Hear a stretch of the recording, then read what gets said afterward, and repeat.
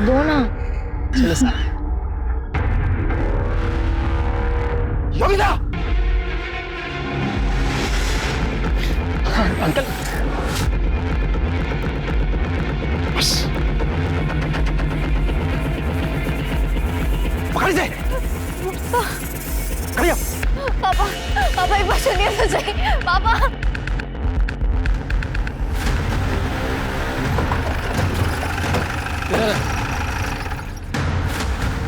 बिना सर की बॉडी? स्मिता जी चलो जरा आसपास देखो, बॉडी का सर कहाँ है? जी सर। रुका, कुछ मिला? सर जैसे आपने देखा लाश पे कपड़े नहीं थे, सिर भी गायब। सर बॉडी को देख के लगता है 1-2 दिन पहले मौत हुई। गर्दन को जिस तरह से काटा गया है, ऐसा लग रहा है जैसे किसी आरी का इस्तेमाल किया गया है।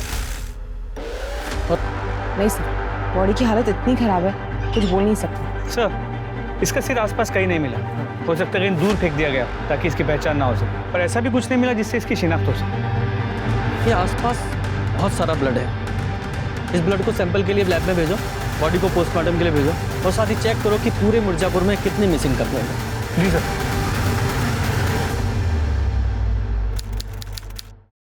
इंसान एक हफ्ते में अपनी जिंदगी बदल लेता है, लेकिन हमारे मिर्जापुर की पुलिस एक हेडलेस बॉडी की शिनाख्त तक नहीं कर पाई एक हफ्ते में।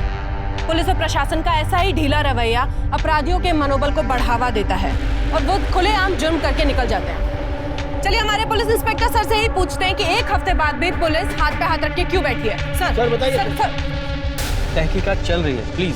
Thank you. अपराधियों को पकड़ने की क्या योजना है आपके पास? सर हमेशा की तरह पुलिस के पास इस केस के लिए भी एक ही जवाब है कि तहकीकात जारी है। ये तहकीकात की एबीसीडी नहीं आती और माइक उठा के कुछ भी बोलने लगती है नंदिनी। मीडिया ने ना दिमाग खराब करके रखा है मेरा। पीएम रिपोर्ट का क्या हुआ शर्मा? सर पोस्टमार्टम रिपोर्ट से पता चला है लड़की की उम्र 20-22 साल थी और मौत का समय 4 जनवरी को दोपहर 3 से 5 के बीच। यानी कि जब हमें बॉडी मिली उसको 2 दिन पहले। जी सर, का कोई निशान नहीं, लेकिन लड़की एक्टिव थी। इसका मतलब है इस रिपोर्ट से भी कोई क्लू नहीं मिला जिससे इस लड़की की शिनाख्त हो सके। शर्मा, इस लड़की की डिटेल्स मीडिया के साथ शेयर करो और अनाउंस करो कि जो भी इस केस में हमारी मदद करेगा उसे 25,000 का इनाम दिया जाएगा। शायद कोई मदद के लिए सामने आए। सर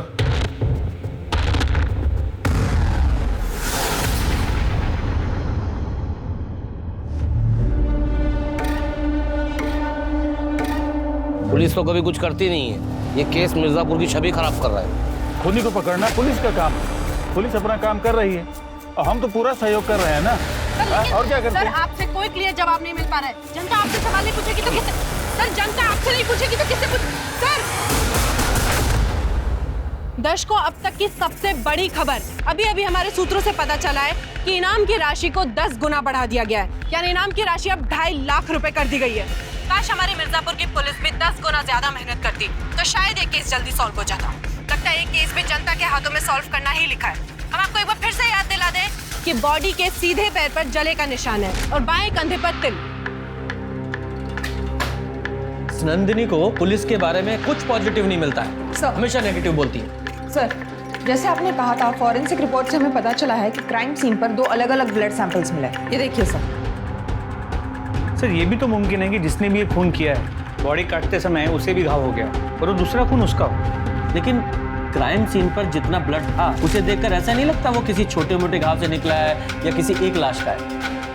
जरूर कोई दूसरा भी था। सर इसका मतलब आप कह रहे हैं कि एक से ज्यादा खून हुए हैं? हाँ, लग तो ऐसे ही रहा है कि एक नहीं 2 खून हुए। शर्मा, एक काम करो, जितने भी हार्डवेयर हैं, टूल के स्टोर हैं, वहाँ पे पता करो किसी ने इलेक्ट्रिक सॉ खरीदी थी क्या। लेकिन सर इलेक्ट्रिक आ रही है क्यों? क्योंकि पोस्टमार्टम रिपोर्ट के हिसाब से जिस तरह का क्लीन कट लगा हुआ था वो किसी हाथ की आरी से पॉसिबल नहीं है। उसके लिए जरूर इलेक्ट्रिक सॉ लगा है। जरा पता करो। जी सर। और हाँ, वो डॉग स्क्वाड से कुछ पता चला? सर डॉग स्क्वाड की मदद से हम हाईवे तक जा पहुंचे, उसके आगे कुछ नहीं।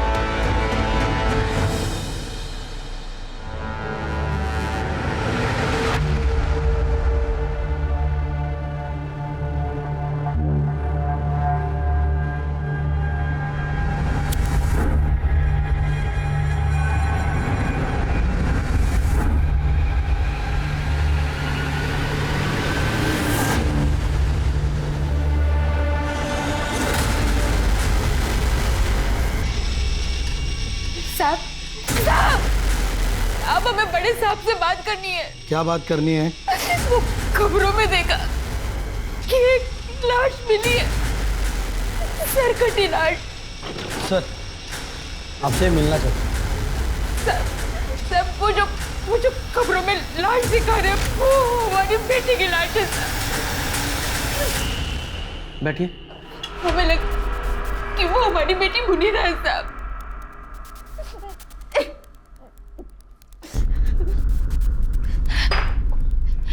आराम से बताइए, आपका नाम क्या है? साहब, मेरा नाम शबनम अंसारी है साहब। लेकिन आपको कैसे पता चला वो मुनीरा ही है? सर, जब वो 10 साल की थी तो खाना पकाते हुए उसका सीधे पैर की एड़ी जल गई थी और अब तक वो नहीं जानते साहब। और बाएं कंधे पर तिल, न्यूज़ में यही पहचान बता रहे हैं साहब, वो हमारी मुनीरा ही है साहब। साहब, हम घर में मोमबत्ती और दिया बनाने का काम करते हैं साहब, और हमारी मुनीरा मिर्जापुर की दुकानों में उसे बेचा करती थी। उसी दौरान उसकी मुलाकात नवाज शेख नाम के एक आदमी से हुई और थोड़ी दिनों में दोनों को प्यार हो गया। हम इन्हें दोनों का निकाह करवाया था। कबूल है। कबूल है। लेकिन निकाह के बाद मुनीरा को पता लगा कि नवाज शेख शादीशुदा है। वो बर्दाश्त नहीं कर पाई और 3 महीने पहले वो नवाज शेख को छोड़कर वापस घर आ गई साहब। मुनीरा, हमारी बच्ची सब ठीक हो जाएगा, अल्लाह पे भरोसा रखो। अम्मी, हमारे साथ ही ऐसा क्यों होता है? नवाज ने हमें धोखा क्यों दिया? ऐसे मत रो बच्चा, तू तो हमारा बहादुर बच्चा है ना? अम्मी, हम आपको छोड़कर कभी कहीं नहीं जाएंगे, उम्र भर आपके साथ ही रहेंगे। उसने अपने आप को संभाला साहब और फिर से मिर्जापुर की दुकानों में सामान बेचने का काम शुरू कर दिया। लेकिन 2 महीने पहले उसकी मुलाकात आलम नाम के एक शख्स से हुई और दोनों को प्यार हो गया साहब। मुनीरा, कहाँ जा रही हो तुम? अभी एक रिश्ते से निकलकर तुम संभली भी नहीं हो और तुम दूसरे रिश्ते में जा रही हो। हमें लगता है कि तुम जल्दबाजी कर रही हो। अम्मी, आप भरोसा रखें, हम इस बार कोई जल्दबाजी नहीं करेंगे, सच्ची। और आलम को परखने के बाद ही हम उससे निकाह करेंगे। लेकिन किसी को परखने के लिए उसके साथ बिना निकाह किए रहना ये सही नहीं है बेटा। अम्मी, हमारा दिल कहता है कि इस बार सब ठीक हो जाएगा, सब सही हो जाएगा, भरोसा रखें हम पे। लेकिन बेटा, अम्मी,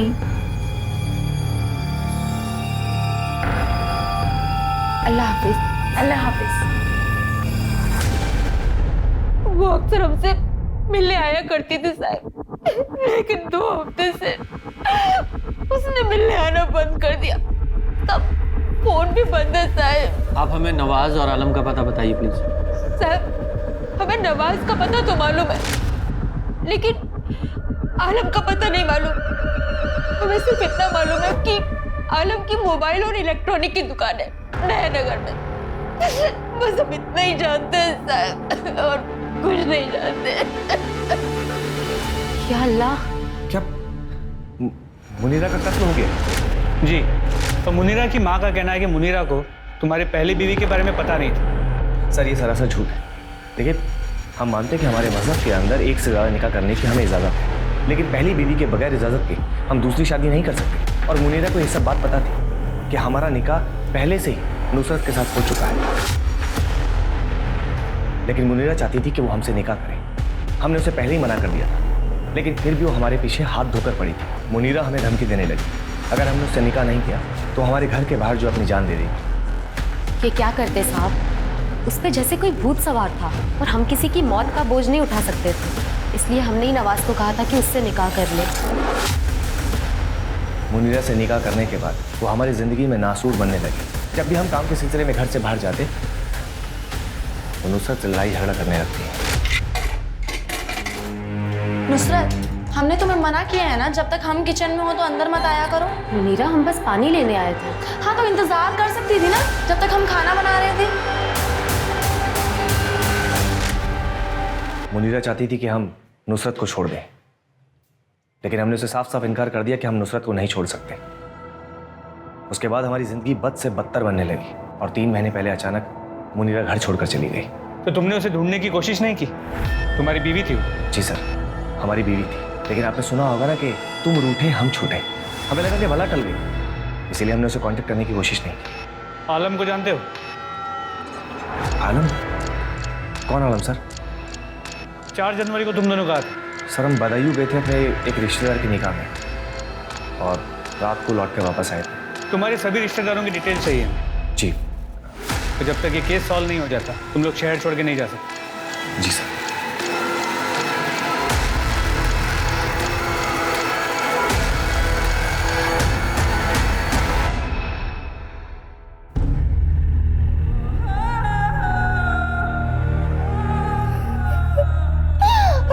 अरे मुनीरा।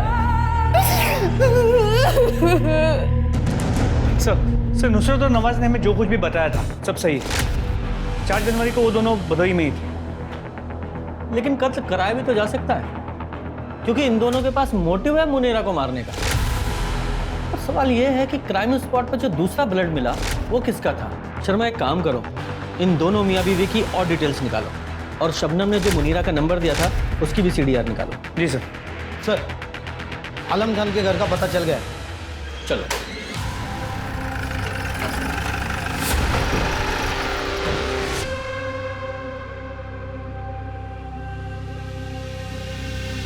ये आलम यही रहता है? जी साहब, पर वो तो कई दिनों से लापता है और उसने तो कमाल भाईजान का 2 महीने का किराया भी नहीं दिया है। कहाँ रहते हैं कमाल भाईजान? जी साहब, ये पीछे रहता है। गुप्ता चाबी लेके आओ। सर।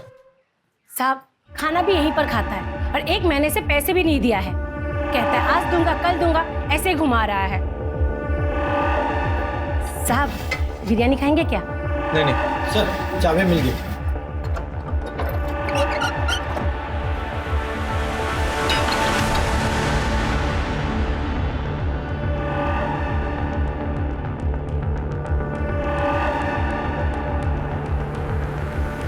साहब यही है वो नल्ला आलम।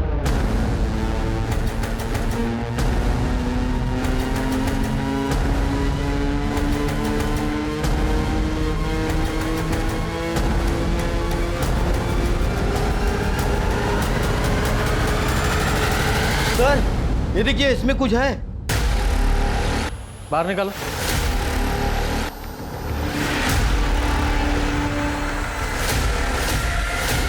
या अल्लाह, क्या है इसमें?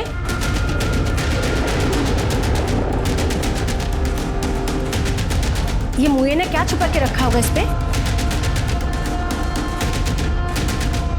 बाहर निकालो। या अल्लाह, ये क्या है? किसका सर है? जाइए बाहर जाइए। हाँ जाइए। पुलिस का शक सही साबित हुआ। आलम के घर 2 सर मिलने का मतलब था कि 2 कत्ल हुए थे। DNA टेस्टिंग से यह भी साबित हो गया कि एक सर उनमें से मुनीरा का था, लेकिन दूसरा सर किसका था और उसका धड़ कहाँ था ये नहीं मालूम चल रहा था। क्या आलम इन दोनों का कातिल था? क्या उसने इन दोनों के सर अपने घर में यादगार की तरह रखे थे? अगर नहीं तो कातिल कौन था? एक नहीं बल्कि 2 लड़कियों की हत्याएं हुई है। पुलिस को 2 सर बरामद हुए। इसी के चलते मिर्जापुर में भी 2 गुनी दहशत बढ़ गई है। पुलिस और प्रशासन पर भी 2 गुनी कीचड़ उछाली गई है। आखिर पुलिस कब तक इस केस में ढिलाई देती रहेगी? ये केस महिलाओं की सुरक्षा के लिए एक बहुत बड़ा प्रश्न चिन्ह है। क्या पुलिस सही दिशा में तहकीकात कर रही है? अरे मियाँ दरवाजा खोलिए। कौन? प्रधान जी ने चुनाव जीतने की खुशी में सबको मिठाई और तोहफे दिए हैं। जल्दी दरवाजा खोलिए और अपना तोहफा ले लीजिए। हमें और भी घरों में जाना है। ये लीजिए आपकी मिठाई और ये तुम्हारा तोहफा। अरे कौन है? आपने कुछ नहीं किया साहब। कुछ नहीं किया तूने? 2 लड़कियों को मार के उनके सर काट के घर में रखे हुए हैं, बोल रहा है कुछ नहीं किया है। वो दूसरी लड़की कौन थी? साहब हमें नहीं पता। मुनीरा को तो जानता था ना? हाँ साहब, मुनीरा को तो मैं हम पिछले साल नवंबर में मिले थे साहब। हम दोनों ने बहुत अच्छा टाइम बिताया था। वो बाद में निकाह पर जोर डालने लगी थी साहब। आलम अब ना हमें निकाह कर लेना चाहिए। निकाह? हाँ, हमें तुम्हारे साथ जिंदगी बतानी है। ये तो उसके लिए निकाह की क्या जरूरत है? हम लोग ऐसे भी साथ में रह सकते हैं। तुम हमारे साथ निकाह करना चाहते हो कि नहीं?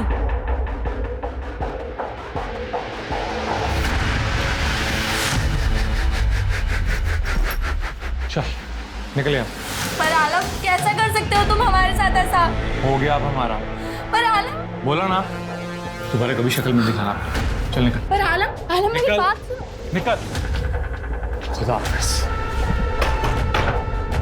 हमने उसे दिसंबर में घर से बाहर निकाल दिया साहब, तो उसके बाद हम उसे कभी नहीं मिले। तो फिर छुप क्यों रहा था? साहब हम डर गए थे। हमें मालूम पड़ा था कि मुनीरा की माँ शबनम को लगता है कि वो पुलिस को जो लाश मिली है वो मुनीरा की है।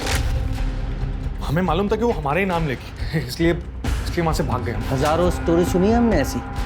अम्मी कसम, हम सच कह रहे हैं। हम जब जनवरी के पहले हफ्ते में वहां पे पहुंचे तो जब हम घर लौटे तो हमने देखा घर के दरवाजे का ताला खुला था। हम सब अंदर गए तो फटाफट सब चेक किया और सब ठीक था। कसम से कुछ भी चोरी नहीं हुई थी, इसलिए हमने पुलिस में रिपोर्ट नहीं लिखवाई। हमें क्या मालूम था कि वो हमारे घर में 2 खोपड़ियां रखने के लिए घुसा था। हम सच कह रहे हैं साहब, सच कह रहे हैं। तेरे घर से 2 लड़कियों के कटे हुए सिर मिले हैं। उन दोनों के कत्ल के जुर्म में अरेस्ट किया जाता है तुझे। चालों से हवालात में। अरे साहब हम सच कह रहे हैं सब। सर 1 महीना बीत गया लेकिन किसी दूसरी लड़की की कोई मिसिंग कंप्लेंट नहीं आई और ना ही आलम के लाइफ में किसी दूसरी लड़की के बारे में पता चला। सर समझ नहीं आ रहा ये दूसरी लड़की है कौन और उसका मुनीरा और आलम से क्या लेना देना है।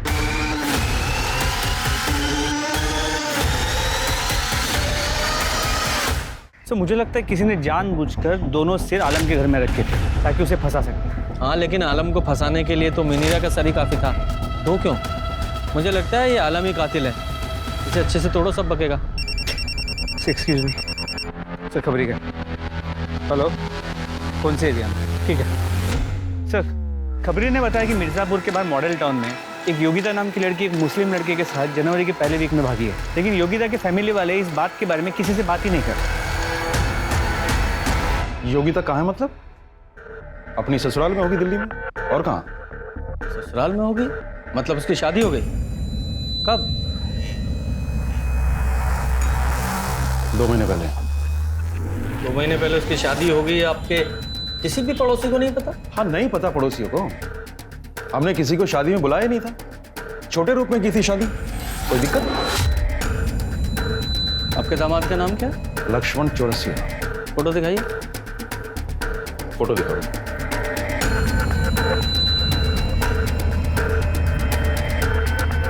ये फोटो नहीं, शादी का फोटो दिखाइए। जमाई राजा अभी तक फोटो एल्बम भेजे नहीं है। मैडम वॉशरूम कहाँ पे? हाँ वो यहाँ पर। Sorry sir. दिल्ली का अपने दामाद जी का एड्रेस दे दीजिए, हम खुद जाकर देख लेंगे। आपको नहीं लगता कि आप अपनी लिमिट्स क्रॉस कर रहे हैं? जाइए, नहीं देते आपको एड्रेस और डिटेल्स। ऐसा है, हम ना एक वकील हैं और अपने राइट्स को बहुत अच्छी तरह से जानते हैं। हमारा हक बनता है ये जानने का कि हमें पता हो कि आप लोग यहाँ पर किस लिए। हमें एक लड़की का कटा हुआ सर मिला है, उसकी आइडेंटिटी तलाश करने की कोशिश कर रहे हैं हम, ताकि उसके कातिलों को सजा दिला सके। हमें कोई शौक नहीं है किसी की प्राइवेसी में दखल देने का। लेकिन आपको क्या, आपकी बेटी तो सही सलामत है ना दिल्ली में? हा?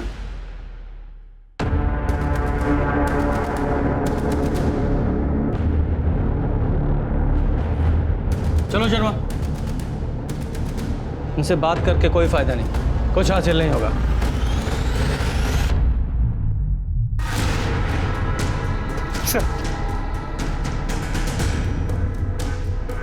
Sharma very good. इसमें लगे बालों को तुरंत डीएनए टेस्ट के लिए भेजो और उनसे कहो कि इसकी रिपोर्ट जल्द से जल्द भेजो।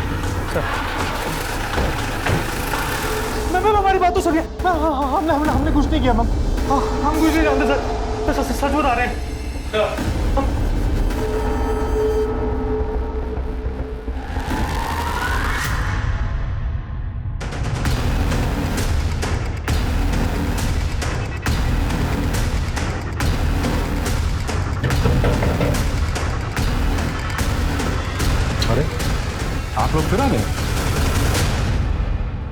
ये गंगा आप ही का है ना? तुम क्यों बोल रही हो? हम है ना यहाँ पर। ये कंघी हम आप लोगों के घर से लेकर गए थे। इस पर लगे बालों को हमने डीएनए टेस्ट के लिए भेजा और हमारे पास जो कटा हुआ सर है उसके बालों से मैच कराया। दोनों का डीएनए मैच हुआ है। आप लोगों के घर में आपके अलावा आपकी बेटी ही रहती थी। हमारे पास जो कटा हुआ सर है योगिता का है। नहीं, ऐसा नहीं हो सकता।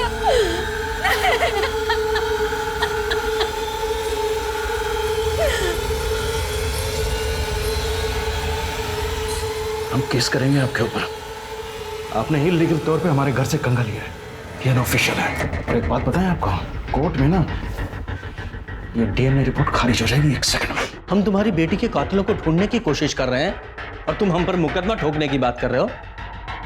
कहीं ऐसा तो नहीं कि तुमने ही अपनी बेटी को मारा है? हम क्यों मारेंगे योगिता को? तो तुम बताओ। झूठ बोला है ना हमसे? केस में झूठी जानकारी दी है तुमने हमें। तुम लॉयर हो ना, अच्छी तरह से जानते होगे कि झूठी जानकारी देने के जुर्म में मैं तुम्हें अरेस्ट कर सकता हूं। मैं अरेस्ट करके थाने लेके जाऊंगा, वहां तुम्हारा डीएनए टेस्ट करूंगा, तुम्हारे हलक में से निकलवाऊंगा फिर। सर वो योगी। ठीक है, ठीक है सर, हम सच बताते हैं। हम मानते हैं कि हमने योगिता की शादी वाली बात और उसके दिल्ली में रहने वाली बात को झूठ बोला है। वो कुछ दिन पहले अचानक गायब हो गई थी और हमने सोचा कि वापस आ जाएगी, इसलिए पुलिस में कंप्लेंट नहीं किए थे बस। योगिता आपके घर से 4 जनवरी को गई थी ना? आप हमारी वाइफ से सवाल क्यों पूछ रहे हैं? हम बता रहे हैं आपको कि हम 4 जनवरी था, इससे ज्यादा हमें कुछ नहीं पता है। शर्मिंदगी की वजह से हम मिसिंग कंप्लेंट नहीं किए थे बस।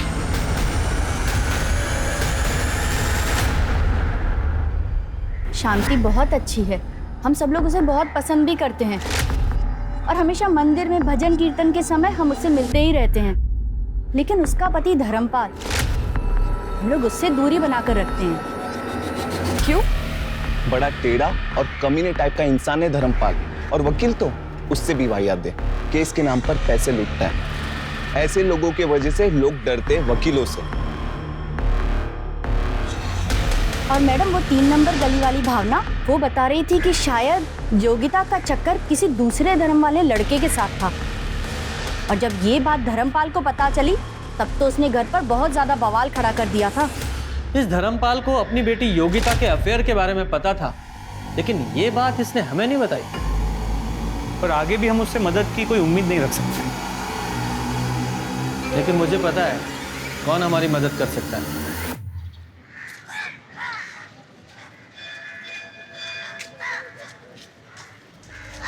नमस्ते। आप यहाँ क्या कर रही हैं? आप जाइए यहाँ से। देखिए, इस केस को सॉल्व करने के लिए और योगिता के कातिलों को पकड़ने के लिए हम यहाँ पर आपसे मदद मांगने आए हैं। देखिए, आप हमारे पति को नहीं जानती। अगर उन्होंने हम दोनों को साथ में यहाँ देख लिया, योगिता वापस तो नहीं आ सकती, लेकिन उसके कातिलों को सजा जरूर मिल सकती है। और हमें यकीन है कि भगवान भी यही चाहते हैं। ये सब तब शुरू हुआ जब हमारी बच्ची योगिता को इमरान सिद्दीकी नाम के एक लड़के से प्यार हो गया। दो ना। चलो सर। योगिता! अंकल बस पकड़ से खड़ी हो। पापा, पापा एक बार सुनिए तो सही। पापा, इसी दिन के लिए तुझे पढ़ाया लिखाया था, आजादी दी थी। शांति, आज के बाद ना ये घर से तब तक नहीं निकलेगी जब तक कि हम अपनी जाति का लड़का देखकर इसकी शादी ना कर दें। पापा आप किस जमाने में जी रहे हैं? ये कौन सा तरीका अपने पापा से बात करने का? तुम्हारे भले के लिए तो कह रहे हो। माँ आप भी जानती है कि पापा गलत है।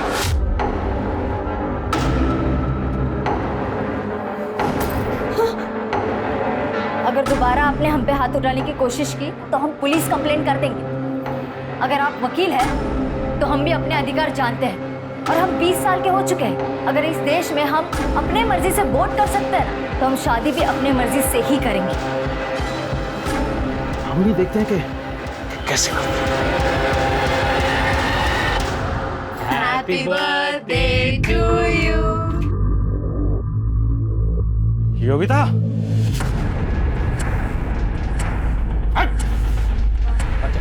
पापा आप सुनिए तो सही। मैं बस अरे भाई साहब, अरे मेरी बात तो सुनिए। पापा बट भाई साहब, वो देखिए, हमें कोई झगड़ा नहीं चाहिए। हम बड़े ही शांत प्रिय आदमी हैं, लेकिन तब तक जब तक हमारी बातें मानी जा रही है। धर्मपाल जी की बेटी से दूर रहिए, वरना दोस्ती महंगी पड़ सकती है। भाभी, मुझे और योगिता को एक होने से कोई नहीं रोक सकता। सर, क्या मतलब है इस नोटिस का? और हमारी शॉप कोई गैर कानूनी नहीं है। हाँ, गैर कानूनी तरीके से अवैध रूप से हथियाई गई जमीन पर बनाई गई है दुकान। हम प्रूव कर सकते हैं कि हमारी ये दुकान और ये जमीन गैर कानूनी नहीं है। ठीक है, तुम्हारे पास 1 महीने का समय है, आप सबूत दीजिए। लेकिन हाँ, तब तक ये शॉप सील रहेगी। चलिए चलिए भाई। सर, हमारे कारोबार का चलिए भाई, सील करिए। ये तालाब एक ही चाबी से खुल सकता है। योगिता को भूल जाओ। हमारे पति ने हमारी बच्ची की जिंदगी को बर्बाद कर दिया था, इस हद तक कि इमरान की भाभी सादिया तक योगिता के खिलाफ हो गई। उसने तो इमरान से कहा कि वो योगिता के पापा ने हमारी दुकान बंद करवा दी, हमें इतना परेशान किया, और तुम अभी भी इसी के बारे में सोच रहे हो। वो अब इस घर में नहीं आएगी। पर इमरान और उसका बड़ा भाई अज़हर दोनों पीछे नहीं हटे। इमरान हमारी बच्ची से बहुत प्यार करता था, फिर दोनों ने एक बार यहाँ से भाग जाने का ठाना। 4 जनवरी को तकरीबन 2:30 बजे, जब हमारे पति घर पर नहीं थे। ये कंगन मैंने तुम्हारी शादी के लिए बनवाए थे, इसे तुम अपनी शादी वाले दिन पहन लेना। भगवान पे भरोसा रखो माँ, कुछ दिनों में सब ठीक हो जाएगा। हाँ मेरी बच्ची। उस दिन हमने हमारी बच्ची को आखिरी बार जाते हुए देखा, उसके बाद उसका कभी कोई फोन नहीं आया। ये योगिता इमरान के साथ भागने वाली थी जब इसका खून हुआ। सर, योगिता भागने वाली थी ये सिर्फ 2 लोगों को पता था, इमरान और दूसरा उसकी माँ शांति। सर, ये हो सकता है कि शांति ने योगिता को मारा और अब रोने का नाटक कर रही है। सर, या फिर इमरान कभी योगिता से शादी ही नहीं करना चाहता और योगिता उसे फोर्स कर रही हो, इसलिए इमरान ने योगिता को मार दिया। या फिर ये धर्मपाल, शायद इसे पता चल गया हो कि योगिता घर से भागने वाली है और उसने घात लगाकर योगिता को मार दिया। सर, इमरान की भाभी सादिया भी हो सकती है, क्योंकि वो इस रिश्ते के खिलाफ हो गई थी। या फिर उसका भाई अजहर, क्योंकि वो इस रिश्ते के लिए तैयार था, लेकिन सिर्फ तब जब धर्मपाल इस रिश्ते को मंजूरी देता। सर, मार तो कोई भी सकता है, लेकिन सवाल यह है कि योगिता इमरान के साथ शादी करने के लिए भागने वाली थी, इस वजह से कोई योगिता का इतनी बेरहमी से मर्डर क्यों करे? और ये मुनीरा, इसका क्या? इसका योगिता के साथ क्या कनेक्शन है? अब ये मुनीरा की वजह से योगिता मरी है या योगिता की वजह से मुनीरा? ये भी तो एक पहेली है। सर, अगर ये दोनों मर्डर योगिता की फैमिली या सिद्दीकी की फैमिली में से किसी ने किया है, तो फिर ये दोनों सिर आलम के घर पे कैसे मिले? ये तो आलम ही बताएगा, ढूंढो इसे। लेकिन इससे पहले इसे इमरान को उठा के लेके आओ, देखें ये क्या कहानी सुनाता है। बोल। हाँ, हम 4 तारीख को मिलने वाले, भागने वाले थे। वो हमें हाईवे के पास मिलने वाली थी, और वो वहाँ कभी आई नहीं। हमें क्या पता कि वो आई या नहीं? तेरे दिमाग में कुछ अलग खिचड़ी पक रही हो। तूने उसे वापस जाने के लिए कहा, वो नहीं गई तो मार दिया उसे, क्योंकि आखिरी कॉल योगिता ने तुझे किया था। सर, ये आप क्या कह रहे हैं? हम उसे क्यों मारेंगे? हम तो उससे शादी करने वाले थे। हम दोनों इसलिए तो उस रोज अपने अपने घर से भागे थे। फिर पता नहीं अपने बाप के डर से शायद उसने अपने कदम पीछे खींच लिए। हमें इसी बात का तो सबसे ज्यादा दुख हुआ था कि उसने हमें ये बात बताने की जहमत तक नहीं उठाई। उस रोज इंतजार करते हुए हमने उसे बहुत से कॉल और मैसेजेस किए, पर उसने एक भी कॉल का रिप्लाई नहीं दिया सर। फिर जैसे तैसे हमने अपने आप को संभाला और अपनी जिंदगी में आगे बढ़ने की कोशिश करने लगे। हमने कभी सपने में भी नहीं सोचा था कि उसका मर्डर हो गया। सर, जिस किसी ने भी उसका मर्डर किया ना, अगर वो इंसान हमें मिल गया तो हम उसको जिंदा नहीं छोड़े, उसके टुकड़े टुकड़े करके हम उसे कुत्तों को खिला देंगे। हमारी योगिता ने हमें धोखा नहीं दिया था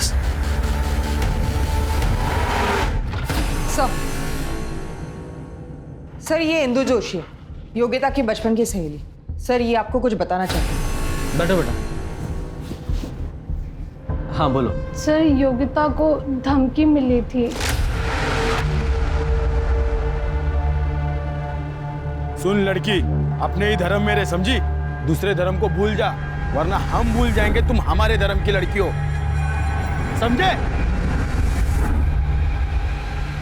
योगिता बहुत घबरा गई थी सर, लेकिन फिर उसने अपने आप को संभाला और वही करने की सोची जो वो करना चाहती थी। अच्छा, तुम तो योगिता को बचपन से जानती हो, उसकी बेस्ट फ्रेंड हो, तुम्हें क्या लगता है किसने किया होगा उसके साथ? धर्मपाल अंकल। जितना मारना है ना मार लो, लेकिन मैंने कुछ नहीं किया। योगिता के बहाने में लड़के का भूत उतारना चाहता था, इसलिए उन्हें भेजा था उसे धमकाने के लिए। और जब वो नहीं डरी तो उसे मरवा दिया। भाई, मैं अपनी बेटी को कभी नहीं मार सकता। एक बाप होने के नाते उसकी रक्षा कर रहा था, उसके धर्म की, उसकी संस्कृति की। कौन सा गुनाह कर रहा था? मॉडर्न होने का मतलब ये नहीं है कि आप अपने धर्म को भूल जाएं। मुनीरा को जानते हो? कौन मुनीरा? मैं किसी मुनीरा को नहीं जानता हूं। इसे? नहीं। शर्मा, जरा जरा, ये धर्मपाल इससे ज्यादा बोलने वाला है नहीं। ये नवाज और नुसरत के बारे में और पता करो।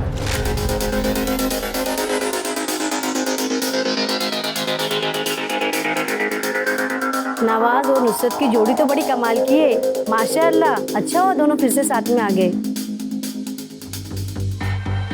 मतलब जब नवाज ने मुनीरा से शादी की थी तो नुसरत उसे छोड़ चुकी थी? जी सर, और सर ये भी पता चला है कि नुसरत उसी दिन घर छोड़ के गई थी जिस दिन नवाज ने मुनीरा से शादी की थी। तो नुसरत के रजामंदी का और मुनीरा का घर पे रह के झगड़े करने का तो सवाल ही पैदा नहीं होता, क्योंकि नुसरत कभी घर पे थी ही नहीं। और सर, मुनीरा के घर से निकल जाने के बाद नुसरत घर वापस आई। लोगों का ये भी कहना है कि नुसरत के भाई जफर का नवाज पे काफी प्रेशर है, और इस जफर का रिकॉर्ड भी कुछ अच्छा नहीं है सर। हम मानते हैं कि हमने आपसे झूठ कहा। अगर आपसे झूठ नहीं कहते तो मुनीरा के कत्ल में आप हमें जिम्मेदार समझते हैं। ये भी तो हो सकता है कि ये सब कुछ तुमने जफर के दबाव में आगे किया है। दबाव? कैसा दबाव सर? हम तो उससे कोई वास्ता ही नहीं रखते। तुम्हारी, नुसरत की और मुनीरा की पूरी कहानी हमें पता है। अब सब कुछ सच सच बता दो। सर, वो मुनीरा को हमारे और नुसरत के निकाह के बारे में नहीं पता था। तो तुमने उसे बताना जरूरी भी नहीं समझा? क्यों? सर, वो बहुत सुंदर थी, हम उससे निकाह करना चाहते हैं, लेकिन निकाह के कुछ दिनों बाद ही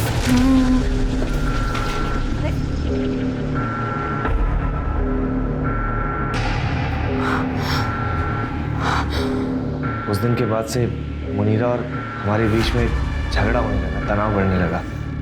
फिर एक दिन वो घर छोड़कर चली गई। तो तुम क्या उम्मीद करते थे? कोई जश्न मनाती? और जफर अहमद, उसका इस सब में क्या रोल? देखिए साहब, हमने आपको पहले ही बता दिया, जफर भाई से हमारा कोई वास्ता नहीं है। उनके कारनामों की वजह से हमारा परिवार उनसे बात करना तो दूर, उनकी शक्ल तक देखना पसंद नहीं करते। क्या जनाब, लोग तो कुछ भी कहते रहते हैं। अरे नुसरत तुमसे कोई वास्ता ही नहीं रखती थी तो वो क्या बोलेगी? चलिए मान लीजिए ऐसा होता भी, तो आपको क्या लगता हम जीजू का निकाह ही क्यों होने देते मुनीरा से? ठीक है, जाओ। सलाम सर। सर, आपने इसे जाने क्यों दी? ये इतनी आसानी से बोलने वाला नहीं था। नजर रखो इस पे, जरूर कोई लीड मिलेगी। सर, आपके लिए चाय। गुप्ता, मैंने चाय मंगाई? नहीं। तो लेके जाओ।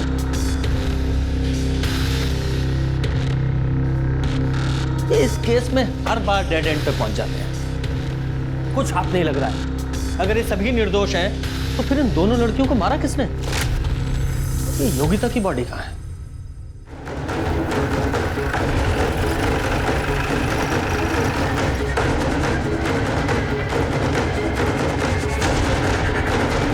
शर्मा, बॉडी निकालने के लिए किसी को बुलाओ।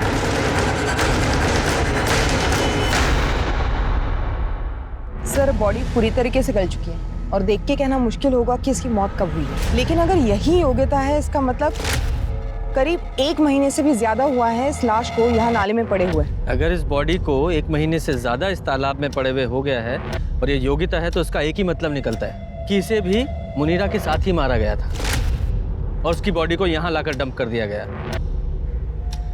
बॉडी के सिर्फ 4 ही टुकड़े हैं। शायद बॉडी को इसलिए टुकड़े किए गए ताकि ट्रांसपोर्टेशन में आसानी हो, ताकि किसी छोटी गाड़ी, मतलब बाइक, स्कूटर, रिक्शा पे ट्रांसपोर्ट किया जा सके। एग्जैक्टली। इसकी एक टांग गायब है। इधर ड्राइवर्स को बुलाओ और उसे खोजने की कोशिश करो।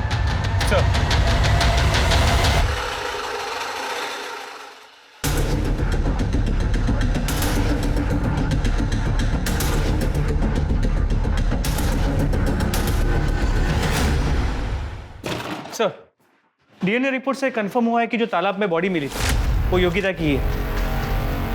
ओके शर्मा, ये देखो, ये नुसरत अपने भाई जफर से मुनीरा के कत्ल से सिर्फ 2 दिन पहले ही मिली। मतलब ये नुसरत, जफर और नवाज सबके साथ झूठ बोल रहे हैं। एग्जैक्टली। लेकिन ये फोटो जिस ईमेल आईडी से आई है उसका नाम है कड़वा सच। मैंने पूजा को बोला है साइबर सेल से जरा डिटेल निकाले इस आईडी की। सर, लगता है कोई गुमनाम रह के हमारी मदद करने की कोशिश कर रहा है। यहाँ पर इसका मतलब ये भी तो है कि जिसने फोटो भेजी है उसे पता है कि जफर, नवाज और नुसरत हमें क्या बताया है। हमने आपको पहले ही बता दिया, जफर भाई से हमारा कोई वास्ता नहीं है। हम जीजू का निकाह ही क्यों होने देते मुनीरा से? अब ये बातें हमने पब्लिक डोमेन में तो रखी नहीं है। तो काम करते हैं, इन तीनों से पूछताछ करने से पहले जिसने ये फोटो भेजी है उससे पूछताछ करते हैं। सर आपको यकीन नहीं होगा ये फोटो हमें किसने भेजी। किसने? तो ये हृदय परिवर्तन कैसे हुआ? सर, हमने आपकी मदद करने के लिए वो फोटो भेजी और आप हम पे ही शक कर रहे हैं। हाँ, कर रहे हैं शक। उसका रीजन है, आपने जिस जफर का हमें फोटो भेजा है हमें पता है कि तुम उसके रेगुलर कांटेक्ट में थी। ये लो, आपके सारे कॉल रिकॉर्ड्स, साफ पता चल रहा है उसके रेगुलर टच में हो तुम। बोलिए क्या माजरा है? सर, कुछ समय पहले जब हम अंडरवर्ल्ड की स्टोरी और रफीक गैंग के मर्डर की स्टोरी कवर कर रहे थे तब हम जफर से मिले थे और हम एक दूसरे से प्यार हो गए। हम एक दूसरे के बहुत करीब आ गए थे। लेकिन कुछ टाइम पहले जब हमने उसे एक लड़की के साथ रंगे हाथों पकड़ लिया तब हमें उससे बदला लेना था। जफर ने हमें बताया कि उसकी बहन नुसरत ने उससे सारे कॉन्टैक्ट ख़त्म कर लिए। लेकिन जब हमने उसे नुसरत से मिलते देखा तो उसका फ़ोटो क्लिक कर लिया, वही फ़ोटो आपको भेज दिया ताकि तुम्हारा बदला पूरा हो सके। सर, हमें हमारा बदला चाहिए और आपको सबूत। अगर ये फ़ोटो आपको इस केस को सॉल्व करने में मदद करता है तो हम किसी को नहीं बताएंगे कि ये फ़ोटो हमने आपको दिया है। सर, हम इतने भी बुरे नहीं हैं। कई बार पुलिस टीम और रिपोर्टर साथ में काम भी कर सकते हैं। Nice thought. शर्मा, जरा इस जफर को एक विजिट दो।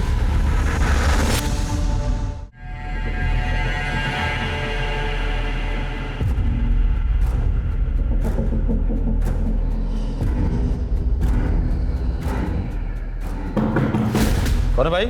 जफर भाई, आपके लिए पार्सल आया है। किसने भेजा है? देख लो। पूरे घर की तरह चलो। क्या कर रहे हैं आप लोग? जल्दी पता चल जाएगा। घर का एक एक कोना चेक करो।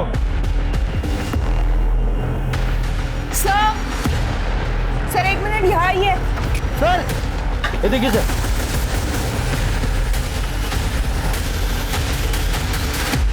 फॉरेंसिक रिपोर्ट से पता चला है तेरे स्कूटर पे जो खून था वो योगिता का था और जो इलेक्ट्रिक आरी पे खून था नीरा का। अब तू सीधे सीधे बताएगा कि तेरे हलक में हाथ डाल के उगलवाऊं। बोल। बताता हूँ सर।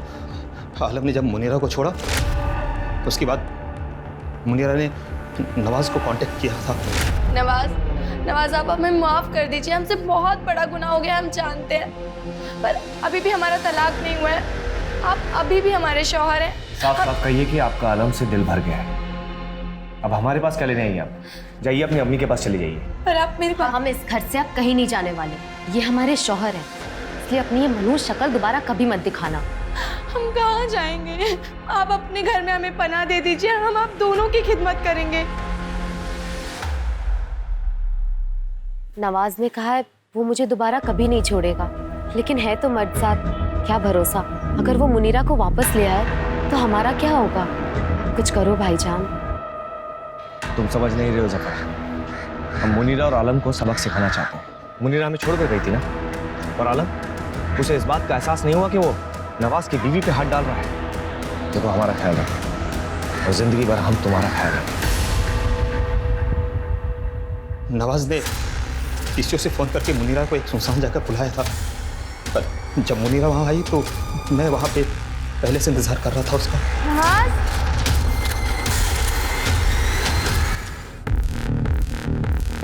उसके बाद हमको पता था कि अब इसको मारना ही पड़ेगा और कोई चारा नहीं था हमारे पास। उन दोनों के सर प्लास्टिक में रख के आलम के घर रख दिया।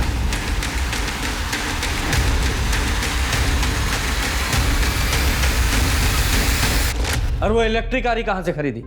तो पहले से था हमारे पास, रफीक गैंग के 2 लोगों को पहला सफाया किया था हमने।